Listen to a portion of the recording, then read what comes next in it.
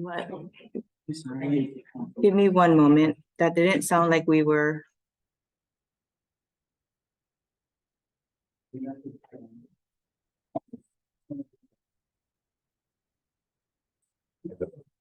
Missing this plug.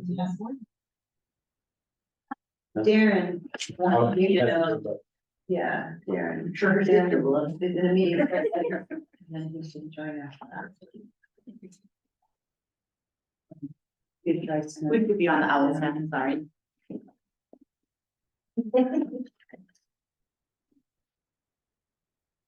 Ready? Yes, sir. We're recording.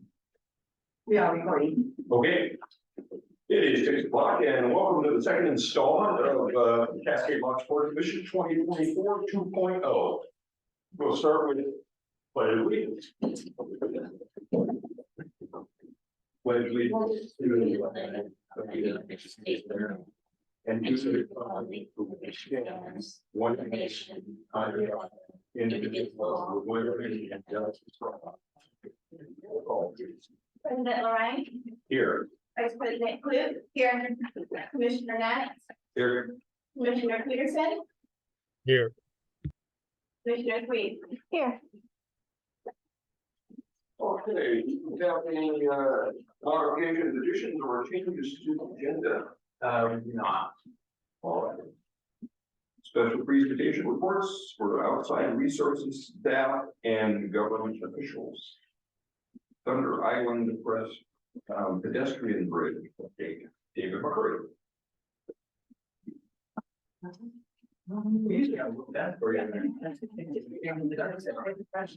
There it is. Office for him. He's been out here quite a bit. Thank you, Barbara. We've been seeing a lot of David. Carrie Ann, actually, I'll start this one. Carrie Ann bringing up a little quick presentation. I'll guide you through the memo that you're having in practice. So I'm just going to give a quick overview of the Thunder Island pedestrian bridge, kind of the assessment of the damage and our assessment of repair, sort of timeline and scope. Should be pretty straightforward, but feel free to ask any questions. Wasn't planning on spending too much time on it. I do want to say that Parker's done an excellent job of really helping manage this to get this thing back open and reaching out to contractors and being available for contractors to come out and look at the pedestrian railing and really just leaning in and being key to getting this resolved. And Mom's doing the job too. Yeah, so Excited. it's great days here. And so again, I apologize. My email that has this presentation kind of got stuck in my outbox, not sure why, but.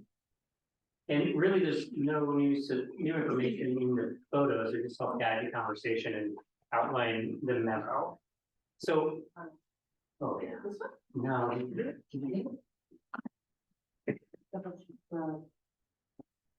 That's okay. While she's doing that, I'll just get started.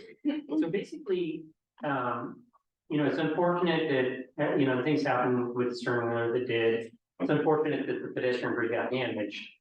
But on the bright side, despite the damage that occurred, my assessment of what happened based on eyewitness accounts and photos and videos of what occurred that day, really the damage to the pedestrian bridge was not a really huge deal. The bridge that's there, thank you, Darren, that pedestrian bridge on Thunder Island, or to Thunder Island, is a certain type and style that actually is pretty robust, and if it was a different kind of bridge, probably wouldn't have took the damage as well as it did. This is a little bit more my conjecture assessment of what happened, just kind of interesting. It appears that what happened with the stern wheeler is not only did it hit the bridge and it kind of took away a little bit of concrete on the bridge, but it was actually because of the buoyancy and the high waves and the wind. And the buoyancy of the vessel was actually able to pick up the bridge and sort of scooch it off the bearings, and maybe break the bearings on the one side, on the port side of the bridge. The other bearings are intact. The damage that occurred was not necessarily structural, which may be a little counterintuitive, but the style of bridge that it is, most of the strength of the bridge is actually protected by the concrete. So the little area that you see chipped out, is actually just mostly protecting the steel that's inside. And damage that occurred at the top on the railing was more pedestrian level safety, and it's not necessarily a structural concern. So let's go ahead and flip through the slides. Let's go to the next slide real quick. And that's just a quick overview of what we'll talk about, and it's just directly lined up with the memo that we read. And if you have any questions, feel free to stop me. And again, as the stern wheeler contacted the bridge, it appears to not only sort of been bumping up against the bridge, sort of lifting it. And some eyewitness accounts indicated that, it kind of looked like you could see that happening when the two were interacting.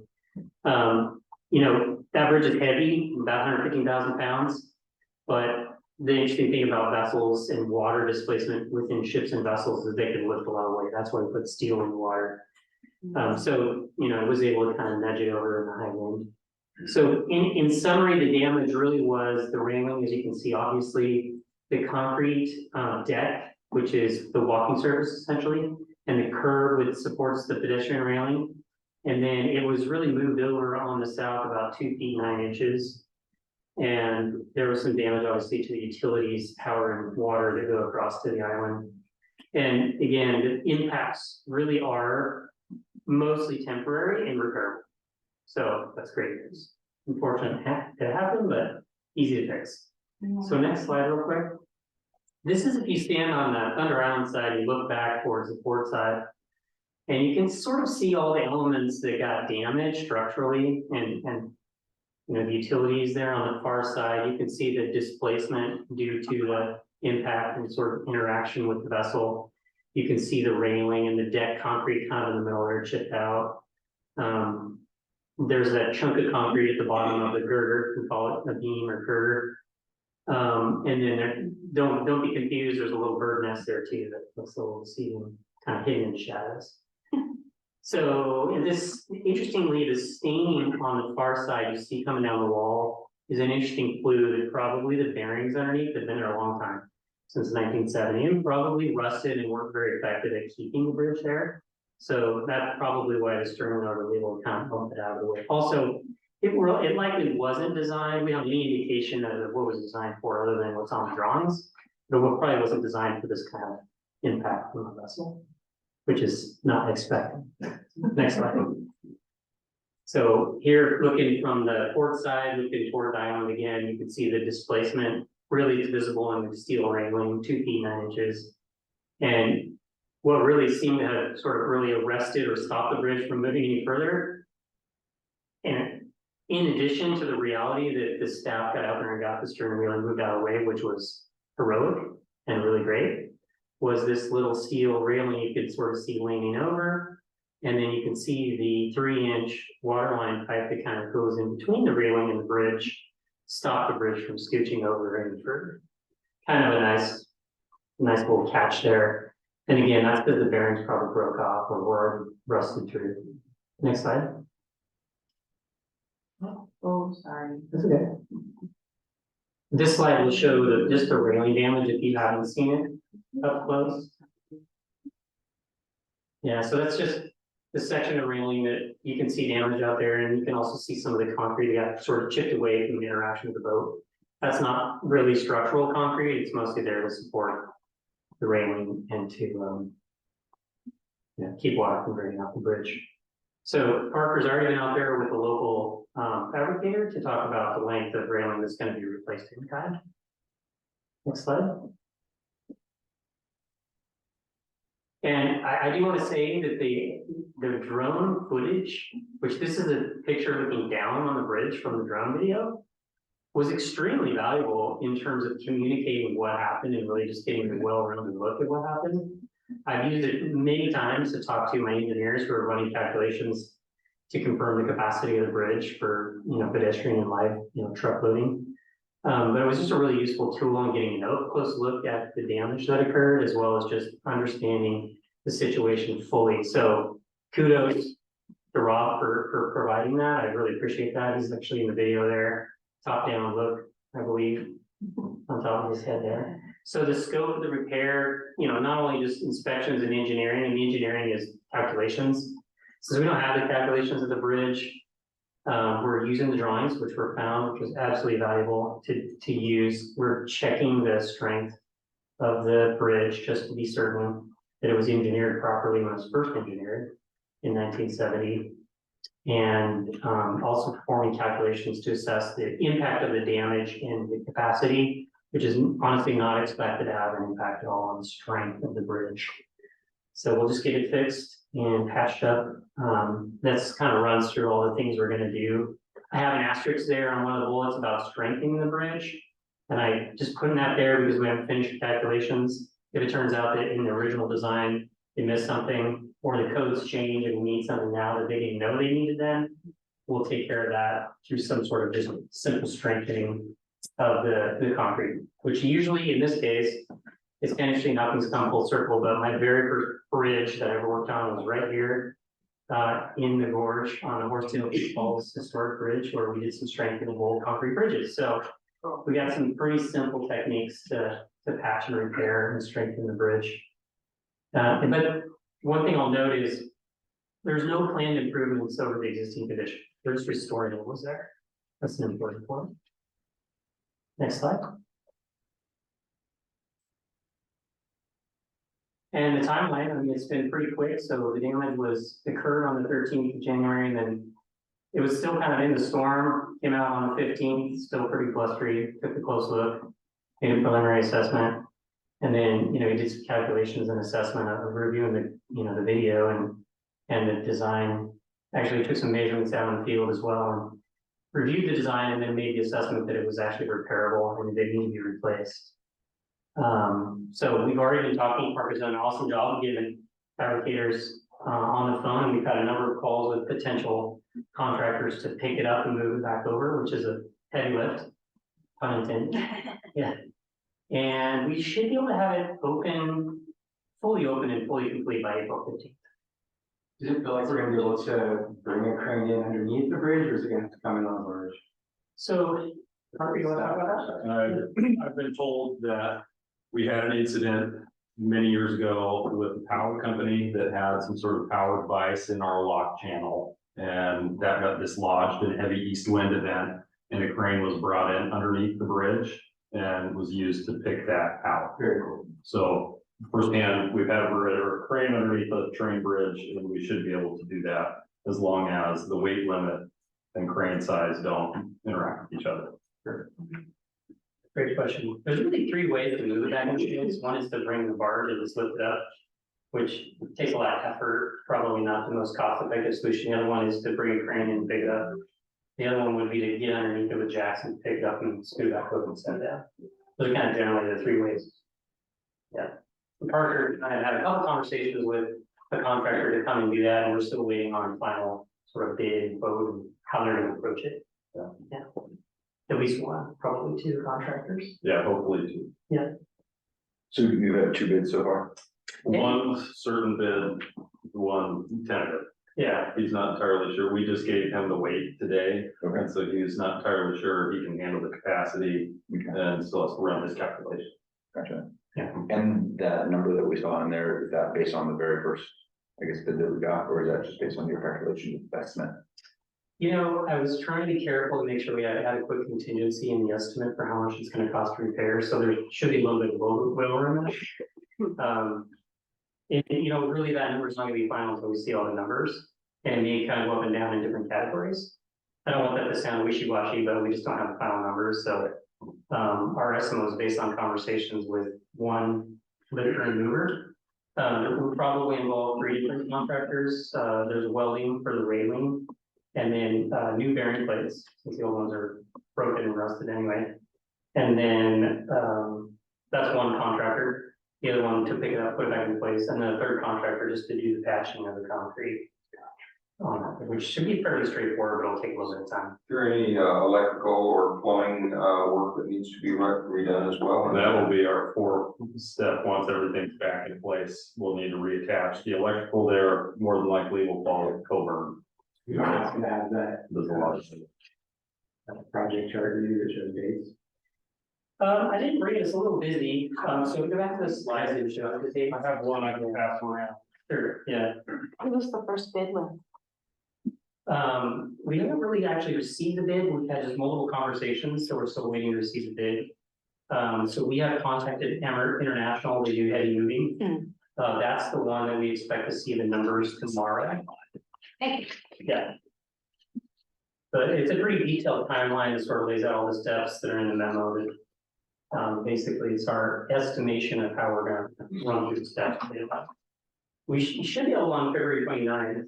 I like to throw that date in there because it's a leap year.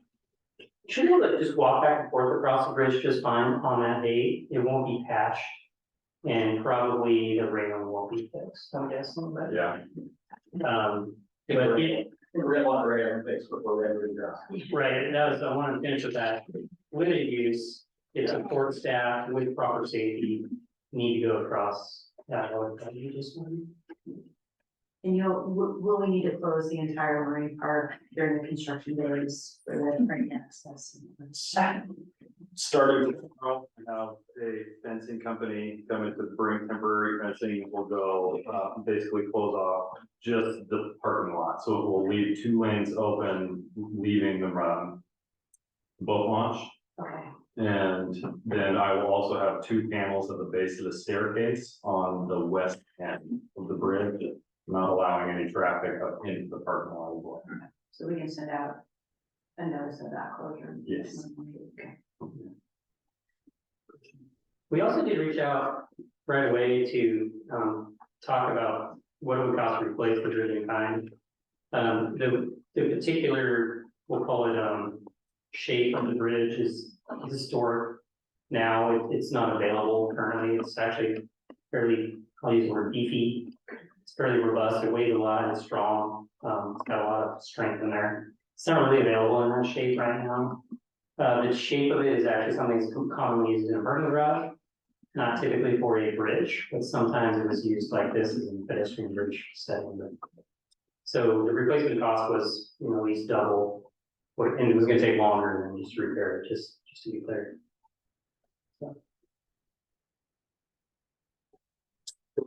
Contact with Tim Bauer, with SCIS, either current adjuster on this, insurance claim.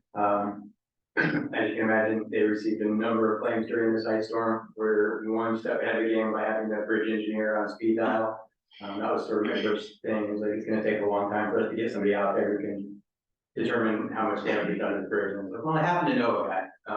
So we're well ahead of the game on this, and the whole goal, which I think they said, but I want to reiterate, is to have it wrapped up by April 15th. Our first wedding is May 4th. And then the events from there start to take over and go wild as well. So it's pretty imperative that we be on this short timeline, and we're making great steps towards it. So thank you guys. I certainly appreciate it. It's been a lot of stress off my shoulders to tell the maintenance or the events coordinator that the bridge will be back by April. So. I guess to that, who's ultimately responsible for that situation? Jail. So then, We will make a claim against our insurance, and our insurance will work with their insurance. Thank you, Rob. Appreciate it. Thanks for your hard work and experience. Yeah. I would like to close that. David has done a tremendous amount of work to get us on this track here. So thank you, David. Fantastic. I got that means no, making sure you do the rods. Sorry. I still didn't. That's not great practice. No, I am still interested in figuring out. Fancy with that. Secret questions. Yeah, no, that's been, thank you for bringing that up. That's been in discussion the whole time through this, is some sort of safety net that goes up underneath the bridge. We talk about life rings, life jackets, so that is all being looked at and reevaluated. Bring the bridge back, we got to solve the issues too. So Thank you. In ADA compliance, right? Make it a covered bridge. it will, This repair will bring it back in kind as it was. If we would like to continue to go forward with ADA compliance, things like that, that should be a whole other conversation in the future. Thank you. Well, thank you, very informative. Legislative. next on our agenda is Dan Marr. I'm talking with him on the phone. He's down in Salem right now doing some meetings. He's just walking out, probably needs another 5 minutes or so. Okay, yeah. We could, in all actuality, move into our executive session, and just get out of the way. I assume it's gonna be pretty short. That would work, everything? Okay, let's go into executive session under ORS 192.66028. Legal counsel regarding litigation or likely litigation to be filed. We'll give everybody a few minutes to exit stage left and, That is the fact that happened, yeah, most of them.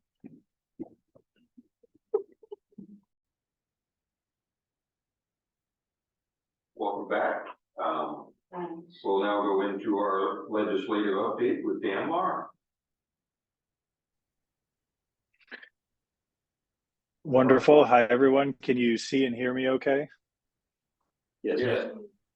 Okay, great. Well, greetings from the Oregon Capitol. I'm down here in Salem, just stepped out of the Joint Transportation Committee meeting to come say hi to y'all. So thanks to the commission for having me in to give you all a little update here. At any point, if you have questions, feel free to interrupt me. So as you probably know, session just got kicked off this week. Monday was the first day of the 2024 short session. So in Oregon, of course, we have our legislature does a long session in the odd years, short session in the even years. So this year we've got 35 days to do the people's business. And our bridge request for $6 million for the seismic studies and preservation studies is we're set up. We're very fortunate to have good support, both from our local legislators, Representative Helfrich and Senator Bonham, but also from the Joint Committee, the chairs, Senator Gorsuch and Rep. McClain. And the committee have given us a joint committee bill, and so we're teed up in that committee. There is also a separate bill, standalone bill that Senator Bonham has introduced. It's an exact replica of the joint committee bill. It's just kind of a backup bill in case something happens in the first bill. We'll have a second vehicle that we can try to pass. So, but our plan is to keep working the joint committee bill. And to that end, the port has been invited to give public testimony on this Thursday, February 8th at 5 o'clock to come in, talk a little bit about the bill, and address the committee. So we're still working on the plan for that, but it looks like I'll be here to testify in person. Bridge engineer David McCurry will be joining me. Mark Larrabee from the Pacific Crest Trail Association will be zooming into the meeting, and we'll also be submitting a number of letters of support that we've gotten from folks like the city, the county, McEd, et cetera. And so that's our plan. That'll be happening on Thursday. And then, you know, the clock's ticking. I mean, 35 days isn't very long, and a lot can happen. There are a lot of competing priorities in this session, both in the Transportation Committee and outside. The governor has announced some pretty ambitious goals on the housing and homelessness front. I think about a $500 million package there. There'll be a lot of debate over Measure 110, the drug decriminalization bill from a couple of years ago. And so, you know, these things take up a lot of oxygen in the legislative session. And for something, for something like our request, $6 million for the bridge, sometimes it can get lost in some of that. And we're certainly prone to the winds that are blowing in the legislature. But as things sit, we're feeling really good. We've got that great support from the Transportation Committee, and we'll just be working our bill. Next steps after the public hearing on Thursday, the committee will need to schedule a work session on the bill where they'll deliberate amongst themselves. And after that, the committee will vote. In Oregon, once the bill passes, the Transportation Committee has to move on to the Ways and Means Committee. They hold the purse strings, and so funding is kind of the second part of the picture here. It's not, unfortunately, not enough to just have the support of the transportation folks. We've got to address the purse as well. And so tomorrow is a big day for that. The revenue forecast for the state will come out, and we'll have a better sense once we see those numbers, how much money the state is working with. We'll have a little bit better idea of the path that the Ways and Means Committee may take to fund our bill. They could pass us just individually, just our $6 million in a standalone bill. They could package us up with a number of other priorities, or they could make us wait to the end of session when something called the Christmas tree package gets put together of a lot of smaller funding requests. So we're hoping for one of the first two options to get it done nice and quickly. But once we get through the transportation committee, the lobbying work will really shift toward working with those folks on the Joint Ways and Means Committee to give our bill safe passage and through to final funding. So that's the update on the Oregon front. On the Washington side of the river, we've been working with Representative Kevin Waters over from Skamania County and decided not to pursue the $6 million from the Washington legislature in this cycle. There are some pretty mighty headwinds blowing up in Washington state. Their legislature kicked off back in January, and they're dealing with a number of cost overruns on some big projects that were authorized in the last session. And so the word has been most likely no new transportation funding for these types of projects. And so we've decided to hit pause on that, and we'll go back around to the Washington legislature in the 2025 session. They'll have a budget year then, and the hope is that we can get the Oregon money, get through the first set of studies, and give the Washington legislature a little bit better idea of what their investment is actually getting them when we go and lobby for the funding in the next legislative session. So that's the quick update here, at least on the state front. Does anybody have questions at this point? Looks like everything's moving ahead. I guess just a random question. Every year there's always a news article about new laws for 2024. Are there any ones that in particular that pop up for you? You know, there's not a lot of policy that's moving in this session because it is a short session. Most of that gets done in the previous. So I'll keep my ear to the ground. You know, in the transportation realm, there's only a couple of other bills. There's one relating to airport funding, and then a couple smaller arcane policy bills like that, but nothing that really sticks out as being relevant to the Port of Cascade locks. Okay, thank you. You talked about just real quick, as long as we have you here, take advantage of it. Our meeting with Sarah Cahoots on, was it Thursday? Or was it Monday? Monday. Right? That's right. On Monday we had a good meeting with Sarah Cahoots. She's the deputy director for Congresswoman Marie Gluesenkamp Perez. Congresswoman Perez covers Skamania County and much of Clark, kind of southwestern Washington. She's a first-term legislator. She replaced Jamie Herrera Butler, who'd been there for a few cycles, and so it was a relationship meeting. You know, at the federal level, it's a very slow play. Nothing moves quickly at the federal level, and so we're taking the opportunity to meet with staff from the representatives and senators on both sides of the river, help build those relationships. With Sarah, it was just kind of working to get her more familiar with what the port is doing. We met at the office, talked a little bit about efforts the port is working on, the bridge, et cetera. Took her on a tour around town. And so it was good for her to see, the industrial, development and how the port is working to create jobs in town. Obviously, that affects folks over in Skamania County and her bosses in her boss's district. So great meeting with Sarah, and we'll be doing the same thing with our the Senate offices and the House offices on the Oregon side. And that was my previous role with Senator Merkley. So I was kind of Sarah's counterpart for Senator Merkley's office. And so, those relationships with the feds, there can be opportunities for federal funding moving forward. As you all know, there's we can't get federal money on the Bridge of the Gods at this point, but that doesn't stop us from accessing federal funds for any number of other efforts around town. And Jeremiah and Genevieve have been talking about a couple economic development plays that we can make working with Congress in the future.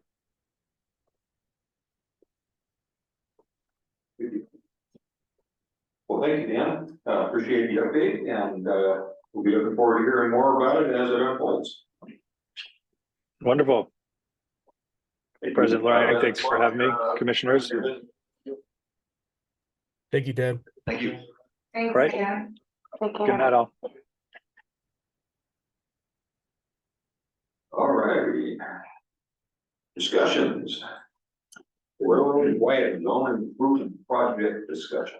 Darren from Tennyson Engineering had done a little bit of work on this previously with the city, so we were hoping he was gonna be able to make it. He's in a meeting, pops in, so we'll definitely involve him in the conversation. We can move that forward without him, but keep an eye open for him popping into the room. Yeah. So, in the past, so this has gone on for, well, at least 20 years. I know Bob Wilkie, previous city administrator, who was here when I moved here in 2004, had been working on it. And so this has gone through several different iterations over the years. And anytime you, work with the railroads, it can take a long time and they have very deep pockets.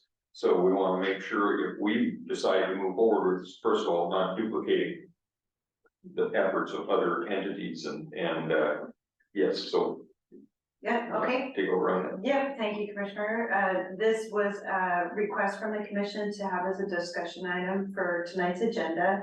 So we've just done some basic research. Darren, like I said, will join us, or like Jeremiah said, will join us later and give a little update. He was working on contract for the city. But in your packet, we've included the Federal Rail Agency's brochure on quiet zones and how they move forward. One of the main things that we need to maybe get commission direction on is the priority of this, the word port, and also the port's role in the project itself. Generally these sorts of approvals are submitted by, and have to be submitted by a public authority that has control of the traffic and enforcement control of the traffic that's affected by the rail crossings. And so that wouldn't be the port, that would be the city and ODOT. And it appears that there was some work that has already taken place. It resulted in engineered drawings. Darren let us know that the plans for the crossings were updated in January of 2022. There was an estimated cost estimate put together in 2019 that was around $260,000 for the grading and the paving. But then in 2022, there was a request from Union Pacific, I believe, to accommodate a larger truck turning radius at one of the crossings. And so those costs increased. I think that's the gravel pit road crossing. Okay. Yeah. And according to Darren, we don't have confirmation on this or a status update on this yet from Jordan, but Darren said that the city had a $100,000 grant from the ODOT Small Cities allotment and a $200,000 commitment from ODOT Rail for the improvements, but Darren has no idea where those are now today, what the status are of them. And so he also says that Union Pacific stated that since there was a new signal light required to be directed at Shala Drive, that it would also trigger upgrades. So, you know, he's sort of laying the groundwork that this will be over a $500,000 minimum project. And we would have to spend some time investigating funding for that, if that's an appropriate role for the port to do. Jordan did mention that the quiet zone is listed as a project on the city's new strategic business plan, but as a pretty low priority for I think the first couple of years, right? So they may be looking at this as a goal in the next 5 years. So before we dive too far into it and give too much staff time, we wanted commission direction on where it sits on your priority list.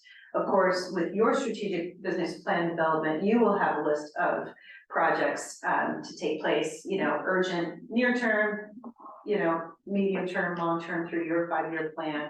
And so just before we dedicated too much staff time to it, we wanted your direction on how urgent it is for you from the board, and whether or not you feel like we should be involved, or should we sit back and understand more of this, of where the city is at and where ODOT is at the project as well. I think it should be a joint project between all of us, the city and ODOT and us, and we can help maybe find grants and pick up the slack where the city and ODOT come short. But also kind of level set our priority to where the city is with it as well. You know, I think it has an impact to our properties that we want to develop into potentially more resort driven or tourist driven properties. And the horn going right through them might be a deterrent to building what we want. So I think it goes hand in hand with our current strategic business plan as well. I completely agree with Carrie, but I would like to know the effectiveness of the horn. You know, its purpose is to let people know we're coming, so I'd like to know more about how that changes the, safety measure. So with it in place, how many, Potential liability, if you create a quiet zone, that creates a greater liability for the entities involved. So that's a potential. I think at this point, Unless I it's would say liability. research is further research on both where the city is at and more information from Darren, I think this is a worthy project, but we do have to be careful about how much of our both human resources and financial resources we pour into it. But I think knowing more about it would be a lot, and what grants might be a potential, because as I said, it does definitely have an impact on tourism. Of course, part of me wants to say, come on, the Gorge Commission, that's supposed to be part of their mandate, is to help with things like that people, cities in our region are negatively impacted by being hemmed in. And I still come back to safety. So if we want to know if the horn works, if they're going to take the horn away, what is the cost that's, Well, that's why they reinforce the intersections too. that's what I want to know more about, like it, I guess Like to it know more requires about. new gates. So it's gotta have 4 gates instead of 2, so instead of the 2 you normally have, now you have to have 4. And I think that's how it would be on almost all of our intersections. There's some other ones where you can build barriers or at least three intersections along in our down. And that's the bulk of the cost, right? There's only Those 6 items. intersections that have horns as far as I know through town, and that's the Herman Creek and the industrial. Crowded way. And again, we sort of slowed down on our, Gravel pit road also. They have one, they do horns there, I haven't heard of on fights. well, that's supposed to be your place. So Yeah. this is, here. Like, KOA gets it.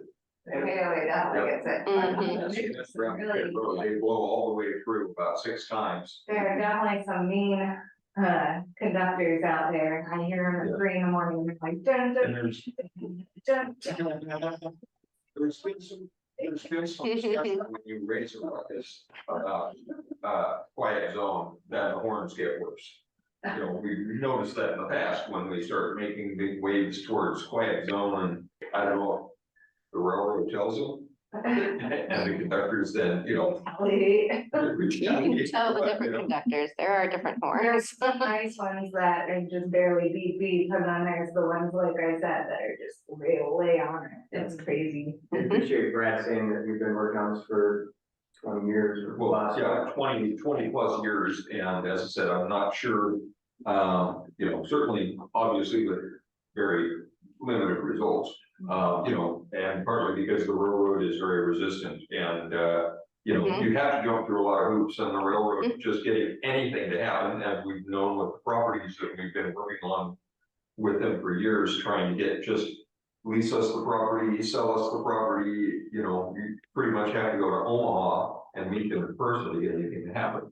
And then they're just, they have lots of layers. But We also work with Stevenson to find out how they became a no horn zone. We definitely know how to do it. We have the playbook of how to do it. It's just a matter of time and effort from a staff standpoint, whether or not we want to be the leaders on this or we want to be a supporting agency to the city on it. I think that's what's been different in the past. I sat on the city council for just a short minute, but I remember we talked about the quiet zone. And as I recall, this was always sort of Gordon's pet project, which is great because you had a city administrator who every year was just kind of working on it, didn't get a lot of traction, but was kind of working on it. That's why I remember it was Gravel Pit Road, because I remember when Gravel Pit Road sold, I was in a conversation with the person who bought it, and Gordon's like, perfect, we can do all that for you if we just widen that intersection, because he was talking about needing to make that turn. So it was something that was always in Gordon's thought process that when they was working on. I still think we have that now, right? I just don't think we have it being the top of Jordan's priority list, because when Gordon left, right, it didn't make their immediate needs, because there was a lot of them. And then now that it has sort of worked its way into the strategic business plan, it's pretty low on the list. So I think we lost something when we lost Gordon. Somebody who had a pet project that was always trying to find a way to angle at this. That's always going to end at every intersection needs $250,000 or $275,000 to bring up to speed. So there's always going to be, we're going to run into that money issue at some point.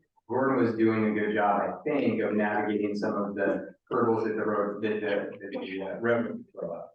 They'd say, well, you need to widen this intersection, or that goes into an industrial park, or all of the things we're inevitably going to run into as we start diving into this. And so I think it is. I think it's a question of whether we want to lead on this project or we want to be supporting agency. And if we go to the city and say, hey, listen, this made your guys' business plan, it made our business plan too. How can we support? Right? Get us to one of those places where you're stumbling and then saying, we can't get past this. We can't find the money, we can't find the grants, or the railroad won't take our calls. Then I think there's a place for us to come in and be sort of supporting and help furthering it. But if we want to take the lead on it, then that's a little bit different, a little tougher to, right? Could take the lead on it, actually, but we could maybe provide some technical assistance to just sort of organize, connect all the dots that we can connect and try to make it as easy as possible for the city and the ODOT reps that would have to be the lead on it by the rules. To, maybe provide some help and speed that up. I think, did Rob want to, comment on? And Darren just got in. Oh, there's.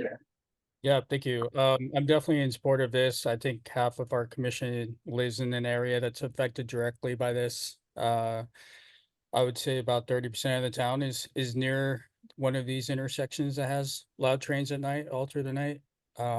It's one of those things that directly impacts, our quality of life, to our residents, the wildlife, future campsites, tourism. I know the city's supposedly is expected to take priority lead in this project, but it seems like it's been kind of moved down the rings. But I think if the port can kind of revisit this, kind of create a clearer roadmap for the city and potentially look at funding avenues, potentially, maybe even coordination, like if we do improve the intersections, to, align that with a potential electrical grid expansion with the city. We could coordinate that around the same time so we don't have to dig up those intersections twice.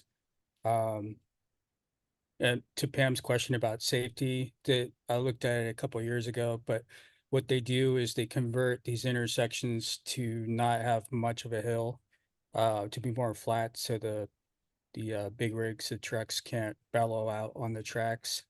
And then also they replace the wood arms to metal ones. And I think there's some different lighting and different track sensors too that help give the train advance notice if there's something blocking the rail there. So, but yeah, I think the city might follow through with us if we can make it a convincing argument for the port, because it does directly impact our business park and our future campsites and events. So I'm definitely in support of moving more with this. Thank you. Even our business cards, tenants use the park for having tastings and stuff like that. So I mean, there's still tourism happening over there right now. But not in the middle of the night. That's whenever the horn would be going off, right? The horn goes off all day long.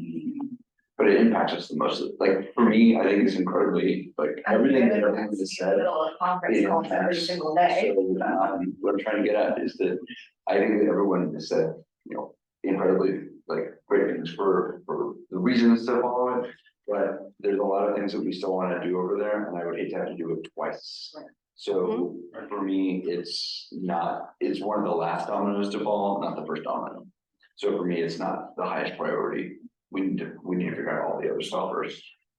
Might be a nice idea to, listen, we've got limited both financial and human resources, and we might want to focus on something in the business park that generates revenue that then gives us the funds to help fund this other part of the project. Also want to be careful about the community all thinking, okay, we're doing this in 6 months from now. I would say, where is it? What, they have to understand that this has been going on for 25 years and it's been tried. We're going to make an effort at this, and it might not happen overnight. We have some people who are saying, what's changed? You guys have been in office for 6 months. So you have to laugh at that, but anyway, I think this is a worthy project, but definitely want to get a little bit more research and maybe, as you said, a kind of a facilitating role for us working with the city and see where we're at on that and what there is as far as potential timeline and grants, and et cetera. And Darren has joined. Yeah, Darren, did you want to add in, thanks for joining us, I appreciate it. Do you want to add anything to this conversation, some of the work you've done for the city, sort of your understanding of, how we got here? Yeah, and sorry about jumping in real late. I just caught the last part of Rob's discussion about it, and so don't really know what groundwork was laid. I assume Genevieve and Jeremiah, you guys kind of went over the newer plans from 2022 that showed the expanded widen, that the longer crossing that was required by UPRR. I do think that the city was actually probably ready to move forward with that. As I noted in my email, at one point they had $100,000 grant from ODOT Small Cities Allotment. And then they also had a $200,000 commitment from ODOT Rail because of the problems that trucks have been having, documented accidents where they've gotten high centered going out of this entrance. I believe that, that they probably had sufficient funding or close to it to complete the project. But then the Union Pacific Railroad came back and stated that, to bring it up to public standards with the addition of that signal light, flashing light to shine up Shahala, that that would require, all new, bringing all the signalization equipment up to current standards, and their estimated cost at the time was, $250,000 or more to do so. Recognize that these improvements are setting the stage to then apply for a quiet zone. But the first step is to convert this from a private crossing, which it currently is, to a public crossing. And then the next step, after all that work is done, is actual installation of the devices, the channelizing devices, at both this intersection and likely at the Cramblett Way intersection, that would then allow it to become a quiet zone. We Does also, that? yeah, we also, now that you mentioned converting from a private to a public intersection, that Forest Lane Road is also a potential future sites for the CAT bus transits. So it might be good to reach out to Columbia Area Transit to see if they can get grant opportunities for quiet zones if it does become a public type crossing. Very good. Great. Um, Well, I'm and sure we'll have. Go ahead. I'm sorry, Aaron. Oh, no, sorry, Commissioner. I was just going to say I would be glad to schedule a time with the commission if you'd like, after doing a little bit of research and come before you. And unfortunately, I had another meeting previously scheduled tonight. I apologize for the tardiness. No worries at all.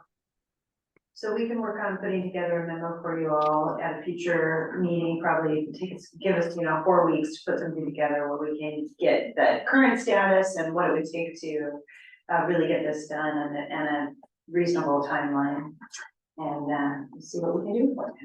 Okay. Fantastic. Okay. I'm sure we'll have more discussions of this in the future.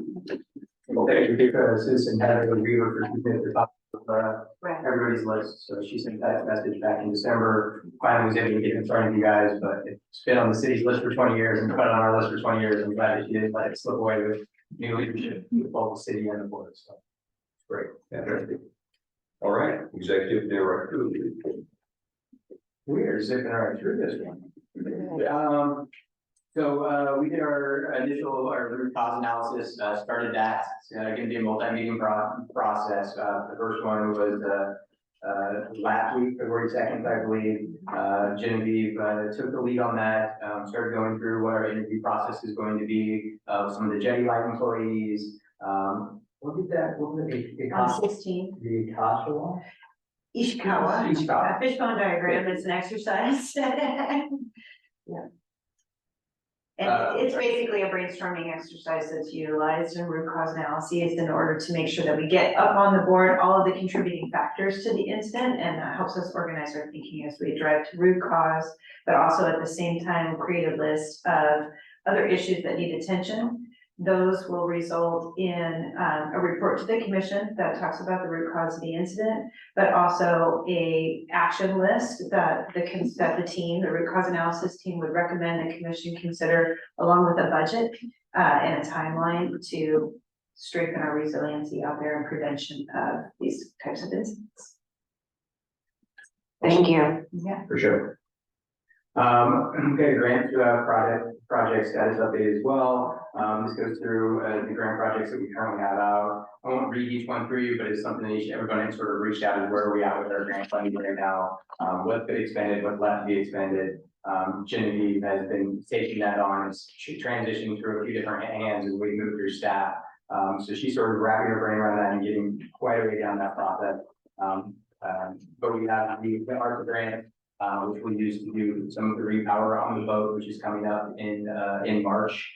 We'll have a presentation for you probably at the next meeting to talk a little bit about that project. It also goes to work on this other place in the Strongwood. We might also wind up using some of it out in the visitor center along with that, as well as the bathroom project as well. Yes. Right? And the bathroom project as well as the Hardy Road project up there. We did get a quote on the bathrooms, but it's since expired.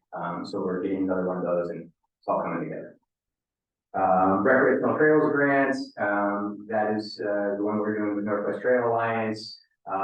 We just signed a contract with Ptarmigan Trails, which you guys approved a few months back, and they'll start that project hopefully in the next couple of months or so. And then the local government grant program, that one was that was the modular bathroom? Yeah, that's from my bathroom, and that's the grant that was provisionally approved, but it had an incomplete application. So we're working on pulling together all the required documentation so the application can be officially submitted, and that should be done by tomorrow. And then we will have hopefully a grant agreement for you to approve at your next meeting and be ready to go. Been working the last couple weeks with Marina & Co. They shot us over some updates today. They continue to engage with the auditor, trying to get the 2021 buttoned up. They received information from the auditor that the partners over Roy Rogers will be taking a look at it today, and hopefully that gets in front of you guys here at the next meeting. They've also working on reconciling the balance sheet and the accounts. They're assisting with Melissa with quarterly payroll tax reports and preparing the necessary documents for the next audit. So we're going to do 2 audits at once. In March, we're going to do 2022 and 2023. I think we talked about this before, but this is the end of the year and all caught up on audits, which is wonderful. We also took a look at the court's financial policies and procedures and saw that those hadn't been updated in quite some time. It looks like the previous executive or general manager was starting to work on that, but didn't leave a lot for us to go on. So it's something that us and Marina & Co, me, Jennifer, Marina & Co, and this commission will tackle, but it's high on the priority list, and we're starting to look at that. We have 2 new staff updates, Cheyenne Porter and Scott. I say his last name. Kovacic. I haven't met Scott yet. Scott's great. Go meet him. Very excited. So our newest toll taker is working part-time at the toll booth, so we're excited to welcome them to the team. Also on staffing update, Parker and Genevieve are going to the SDAO training up in Seaside this week. So after Wednesday, they're going to be around. We're excited to do that. Commissioner Lorraine can go here. And then we've got some other updates that remain in this department. The sewer pump station, pump 1 and 2, requires some attention to visitor center. pump one is broken and unrepairable. So we're looking at cost to repair that. It was certainly not something we budgeted for, something that was expected. Pump two is also struggling a little bit as it does all the work of both pumps. Parker is taking on that project. There'll be more to know on that as we get some estimates on it. But certainly one that we will have to fix it and replace it. We just, Anything, will that affect, Exapa or anybody coming in? Yes, okay, thank you. Burgers, learning that it all flows downhill. yeah, second month, we take out a break and have an ice storm. And then, we also are finishing up for the storm work we ran into, we have some water lines break, in flex one, water line, fire suppression, flex five, both minimal. Luckily, one was over a floor drain, and the other one was, over just sort of a rack that had some general junk on it. They didn't need to replace, but Parker's, getting work on those, they've all been fixed. Well, yeah, done and over with. And then the visitor center, we had a high grade too, but, that one buried, so not so much damage on that one. But we're digging ourselves out of the storm. Yep, good deal. Glad to hear it.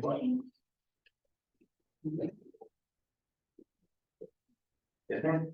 I'd just like to let the commission know that this morning, Marina Co. and I started having Zoom meetings at 9 o'clock every Tuesday morning now for the next couple months, probably till the end of March, to get everything going that we need. So we got up through a lot today. So it was really good. It was supposed to be a half-hour meeting. It was an hour, but. So, and kudos to Melissa, who was drugged through a very long audit, the one that we're just now finishing up. And just as we finish it up and say, hey, we're gonna do two at once. So in March, we're now gonna start a 2-year drug audit, which is a lot of work on Melissa. And about the time we get that finished, it'll be time to do 2024. So. And budget's in there too. And budget's in there. So we appreciate it. We appreciate the catching up you've been doing. It's not an easy thing to catch up on, but necessary, and thank you. Oh, and we wanted to comment about, the planning session. Yeah, so, thank you. So for, at the last meeting, John Morgan, we went ahead and, booked one of his trainings. It's gonna be March 16th. I'm still looking for a location for it. We have something in the pavilion that day. Good. It's here. I think it's here. Still debating that. Okay, still debating. I've locked this down. Basically doing a head count, trying to determine how many people made it, because basically, Sorry. anybody's welcome. So we have the planning commission, the port commission, the city council, and anybody else who is interested, and port staff as well, so, it's gonna be a great session. So I did lock down this room just so to have somewhere, but we've looked at potentially doing it down in the gym downstairs over there. We've looked at maybe doing it at Best Western. They have a conference room. It's kind of nice, actually. We've never done anything there. So What we're about looking- Ridgeside at the bottom? Ridgeside's been not wanting to use that lower space much. We've reached out to them a few different times and they're like, yeah, we're just doing breakfast now and then we're out of here. So we can ask, but I don't know if they will. So tentatively, it's gonna be here. It's gonna be March 16th. We know that. That we know. And more information to come this week. Yeah, for sure. No, we will do a large invite. We'll probably attend the city council meeting and invite them personally. So yes. But it comes highly recommended. I know people who've been in the training and said it's excellent. Be a great overview of how you change the stripes of a community with planning. And so it'll be very informational. Okay, commissioner comments. We'll want to start with Rob. Okay. Well, first of all, it's Black History Month, so I'll start off with a quote by Maya Angelou. All great achievements require time. So I want to thank Dan for his work in Salem, Genevieve for helping with the pushing the train quiet zone in RCA investigation stuff. Jeremiah and Melissa for bringing us up to speed on the RCA and the finance committee with Pam. I'm looking forward to the upcoming audit process and Thursday. time and getting more clarity to the public. Also, another thanks to our first responders, Thunder Island Brewing, and all the volunteers involved with our warming shelter that we set up last minute. And also Albert, for your work to, proactively seek more county support next year in the event that we have another extended power outage. So thank you for looking into that. As far as other stuff, just a thank you to the entire port staff for working hard during these stormy times of the year, and looking forward to the SDO basic local budget trainings in March, and making progress with the repairs with Sternwheeler and the Thunder Island Bridge, and getting our event season on track, on schedule. And I hope everybody has a great Valentine's Day or Single Awareness Day. And let's go for Niners.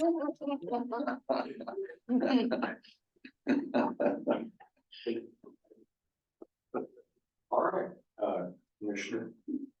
That's hard to follow. Thank you for mentioning all of that, Rob. That's fantastic. I'm grateful that it's February and that the storm is over and we're working past that. I'm so thankful for everyone that works with the port, for the port, all of our partners that work with us, Dan coming to several meetings, and I just really appreciate everyone.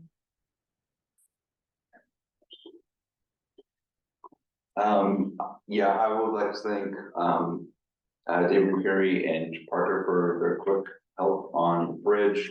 I know getting that up just in time for the events is incredibly important to us. So I appreciate that. Thank you all very much. I do want to just resurface that bridge netting. I think it's incredibly important for us. Speaking of that park, actually I was with a partner down at Marine Park, and the one of the gazebos, the grill was ripped out and stolen. I have an update on that. Okay. Todd and maintenance crew are demoing those pads. Okay. Out of there, we're removing the fire hazard. Okay. So it was intentional. No, they rusted out and blew out from the storm. Okay. It's been an accumulative amount of rust that eventually destroyed that base there. Yeah. That happened years ago. And they've been misused over and over and over again. Folks oftentimes have fires in there. In the winter, we see a lot of people in the dark down there, treating little fires to stay warm. They use inappropriately quite a bit. Right. Yeah, we went down there and it was just the pole. Very sharp. It's just sharp rusted metal. And I'm like, oh, that's not good.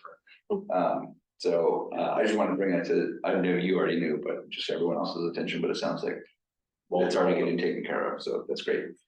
I do want to say I really appreciate this this report and all of these project status updates. I think this is something that we've always heard about or thought about, and maybe not necessarily how the lines connected. So I like this a lot. I do want to say thank you to Genevieve for inviting us, even if you didn't invite us, because Jeremiah probably invited everyone, but thank you very much for the art show was fantastic. Oh, yeah, thanks everybody for coming. I felt really, really just over the moon to see all your faces at the show, so thank you. And the last thing that I just had right here is continuing with what Rob mentioned for backup power.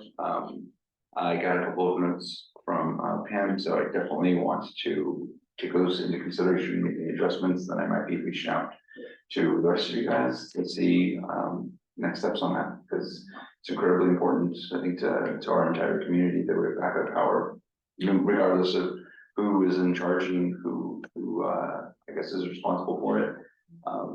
17 plus hours of sub-zero or freezing temperatures is incredibly dangerous for a lot of people out there. So I want to make sure that we help our fellow citizens in the time of need. I think there's an opportunity to, for the board to reach directly out to the county and from staff to staff and say, hey, what can we do better here? How do we prepare for this better? I think we saw some good response from the county when we said, hey, we have a place to plug a generator in. Generator showed up. Obviously, it was missing oil, filter, or broken, whatever. They also didn't know they were bringing. I think if we had had the infrastructure in place, that they would have shot right down here, hooked up, maybe even left one in town for us. But I think the port can take a pretty easy step here and say, hey, we just wired the pavilion to be ready for a generator to be hooked up into it. Why don't you keep one here? And I think they'd be fairly likely to do that for us. We just didn't have space to hook anything up to, and by the time we figured one out, like. And that's kind of the point of having a permanent backup power source. Yeah. I even talked with Chief Logan, and he's like, we could potentially store it somewhere over there. Maybe there's some local property, we could do some with other city property, store it. Because the reality is, obviously we needed it now during the storm, the blizzard storm.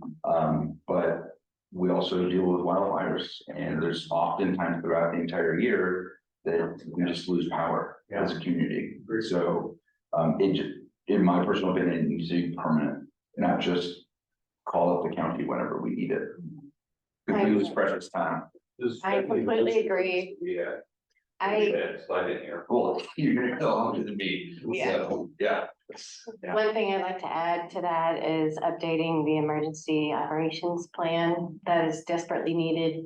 And quite shocking, honestly, that it wasn't updated after the fire. So I'd really like to push for that, as well as an updated power source. All right, I think for me, the biggest elephant in the room that I think still needs to be discussed is Flex 6. Can we, I don't know that we really have prospects for the whole building, so can we like look at hiring an architect to draw us up how to make Flex 6 an actual flex building, like flexible, and divide it into like 4 10,000 square foot spaces? I think that needs to be an utmost priority so that we can start getting it filled. Stop spending money. Our contract with Ken Midbox coming up at the end of this month, so we could choose not to renew that with him, go out sort of on our own and see what our opportunities are. We have been having some conversations here recently with a company I'll keep under my hat at least for another couple of weeks until we can talk about it. It looks like there's some decent opportunity there that we're excited about. We've been there before though. We've seen opportunities we're excited about that didn't pencil out. So you're right. Whatever we do, we need to start making some decisions about Flex 6 and what the plan is. I think Ann has shown us that is they're out there every single day trying to sell a 43,000 square foot building in Cascade Locks. It's tough. It's a tough thing to fill. She's hasn't had a whole lot of people who've been interested in all of it. If that thing were divided into 4 10,000 square foot, it would already been filled. I can rent 10,000 square feet of space every single week. We have folks that are looking for that. We did want to give it, this commission, wanted to give it its fair shot to try to get a single tenant in there. I think that maybe that idea has reached the conclusion that it's not gonna happen. So those are next steps. And it might be, when we look at it, it might be more pragmatic to consider 2 10-foot ones on the east side, or 2 10,000 square foot on the east side, and then 1 20,000, because the 20,000 square foot one has tons of offices and all kinds of other split up space, so it might not easily divide into. Well, it's like. 4 10,000, but yeah, get an architect, look at it and Give us some ideas. give us some ideas and some different options, some prices. That's something that Darren from Edison can. We've all thought it. That's something that Darren from Edison can do for us, and the likelihood of dividing up into space and then trying to rent those spaces, it's more likely that we would have somebody who was interested in space and we start dividing it based on what a tenant that we know that we can get already wants. So maybe they want 10, maybe they want 15, maybe they want 32. We're starting with a single tenant that says, hey, I can't take it all. All right, what can you take? Then we can start talking to Dennis about, or Darren about how we split that building up. Something to keep in mind here is that regardless, and I think I said this the last meeting, that if we continue to put more money into Flex 6, we can't consider that as an investment as much as it is a bailout. There's no way I'm gonna be able to buy that place and pull enough money out of it by increasing the square footage of the rent to say, oh, we'll just pay for those improvements. We're gonna have to dig ourselves out of this one a little bit. It's a necessary dig out. I think those are the next steps, but just something to keep in mind that every dollar we throw in Flex 6 is just another dollar. It still seems better, yeah, better option than getting zero revenue in at all. 100%. It is better, without a doubt. Do you have anything else? I just want to know a little bit more about budget season coming up. When does it start? When do we start forming a budget committee? All of that. I know we have our budget classes coming up. But, just want to make sure it's on everybody's radar. I just got an email with Marina and Co. We will have our budget kickoff meeting with staff either tomorrow or Monday. I'm gonna make sure that I'm gonna lose Parker for the rest of the week after Wednesday. I'm gonna lose Genevieve as well, so I'm gonna be a little bit short on staff to kick that off. We are currently actively looking for additional members to join our budget committee. So if you know anybody, go ahead. 3 of them. I think we're gonna have 2 returning. I think. Well, yeah, there's still 2 on there that are in 3 empties. It's 5, we have to have 3 and 5 is the max, right? That's what I thought. But I think we have 3 that are, at least 2 that are returned. 2. But Miss so Moore. we need 1 to 3 more. Yeah, 1 to 3 more. So if you know somebody, somebody who's interested in getting involved in sport, it's a good way to jump into the sport. One of the quickest ways. Does it have to be people from outside the commission? Yeah. Yes. You're all. So- It's 10 people. You're right. And they just have to be a citizen of the district. Put some feelers out. I know some people who might be interested that are new. Are there any, resident, requirements? Do they have to live here for a year? Just in the district. It could be an elector, instead of registered to vote in the district, Okay, which requires that you live here. yeah, but not But not currently, you don't have a certain time restriction. Okay, cool. I'll put feelers out there. Oh, Oh, go ahead. My last thing was just, next steps on the strategic business plan. Just wondering what those are, and timelines and stuff, so that's also on our radar, because I know we have a lot going on in this first, like, beginning of the year. So we have a meeting with, Moss Adams next week. So they'll come back with sort of their initial thoughts of the last meeting that we had. I'm sure they'll be looking for additional information for us as they start to put together their priorities that you guys saw, and maybe sort of a plan on how to approach those priorities. Then there'll be another meeting with the commission where they bring those initial priorities back to you. I don't have that whole org chart, but I think it winds up. Before spring break. You I guys think said so, spring break. March 9th or 6th. 9th. We went with March 9th. So that's something we're going to run past you. March 9th is when we like to get together again. That's a Saturday.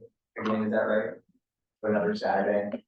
To re-tackle the strategic business planning, so basically. So March 9th for that, and then March 16th for the training, 2 Saturdays, yay. All right, See, we get them in here by telling them, oh, it's only a couple of meetings a month.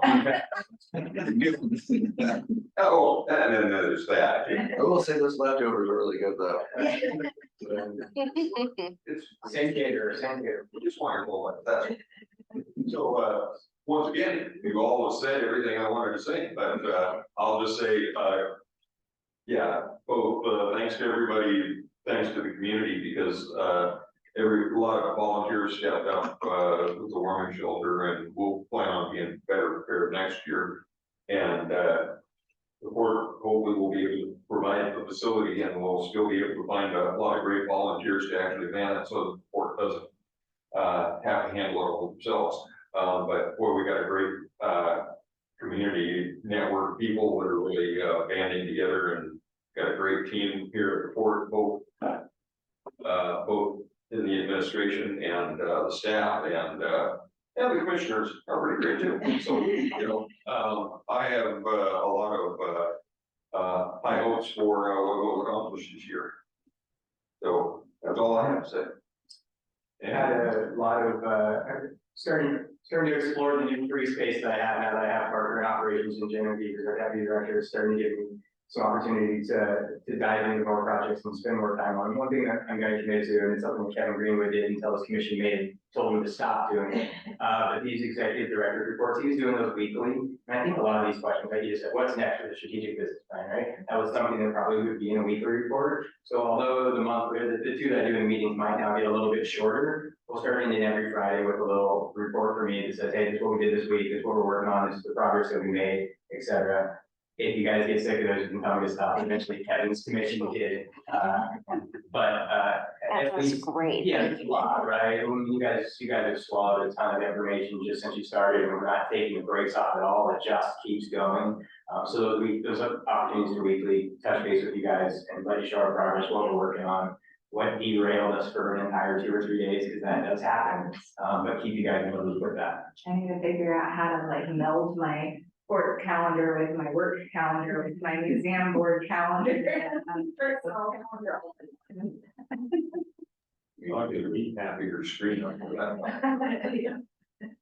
Well, we've already done our executive session. If there's nothing else to come before the commission, I'll entertain a motion to adjourn. I'll motion to adjourn. I'll second that motion. Okay, there motion seconded that we adjourn. All those in favor? Aye. Opposed? All right, we're adjourned. Harry, I have a template I can send you, like, yeah, the calendar that's free. I didn't create it, but I used it for one of the good people I've ever worked for. And now I've adopted it myself.